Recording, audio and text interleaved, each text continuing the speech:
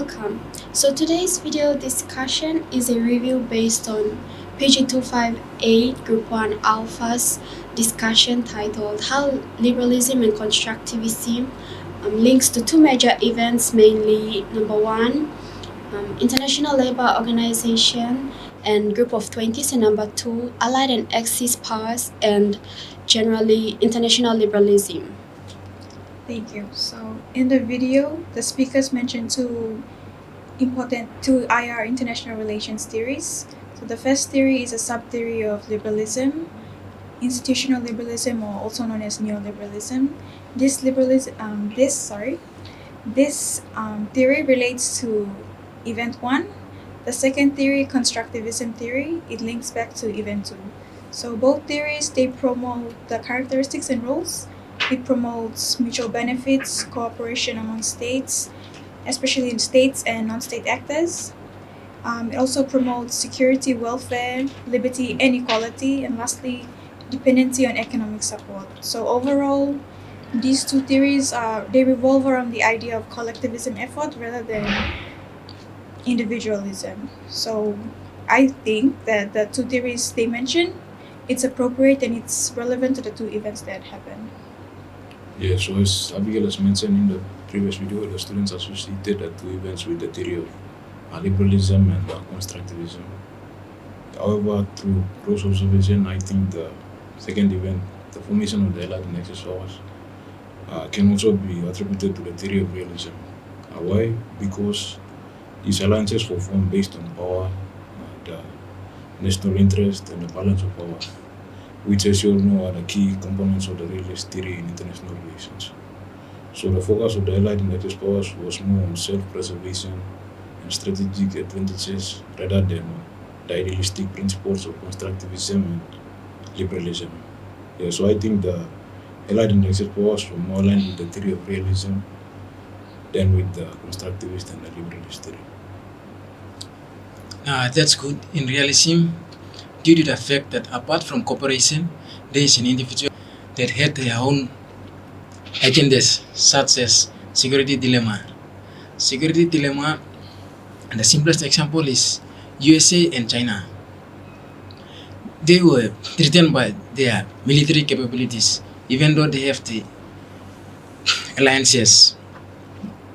The other example is territory expansion. Territory expansion is when Germany tried to expand their territory that sparked up the World War I.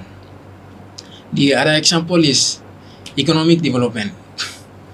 In economic development, the theory of realism, international relation is the rapid industrialization and economic growth of China over the past few decades.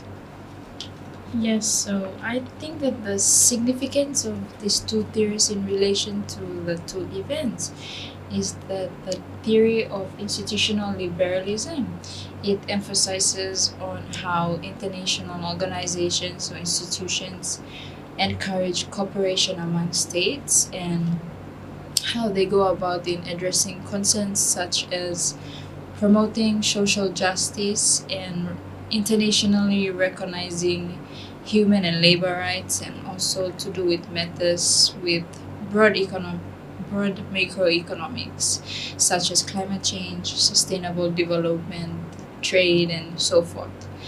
While the theory of constructivism, according to Pevehouse and Goldstein 2017, the theory of constructivism examines how changing international norms and actors' identities shape the content of interests. So, in this manner, the formation of these powers, it's a reflection of common interests or goals or visions that these powers had. So, therefore, I think that these two theories, in relation to the two events, it played an important role in the outcome of these two events, as mentioned in the previous video.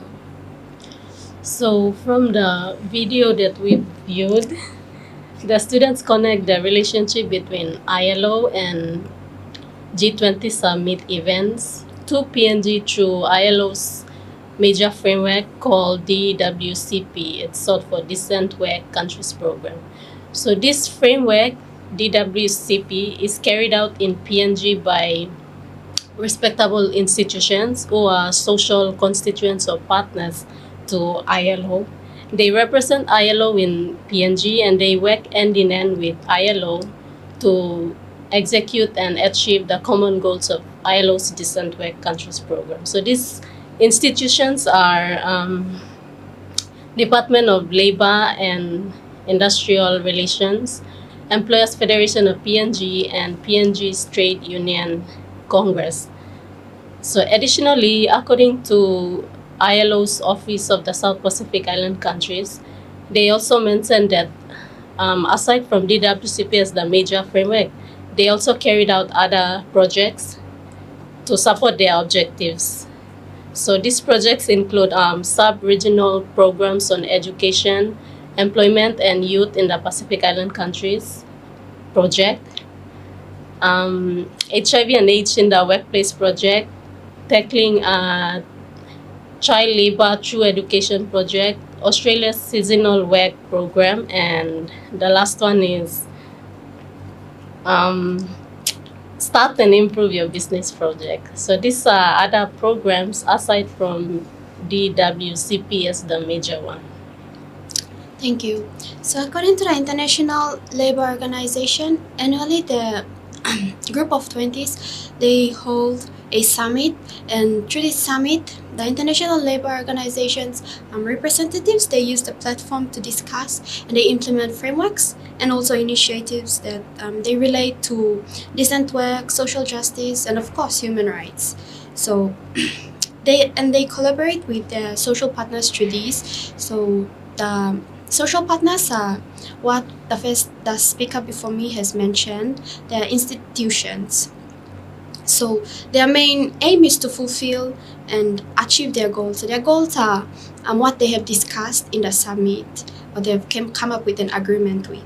So as you can see, this is basically how we see the concept of ILO and G20s. They connect to not only Papua New Guinea but other regions in the world. Sorry. With that, we've come to the end of our review. So down below in the comment section, we've provided references and a link to the video that we did a review on. Don't forget to like and subscribe. Thank you.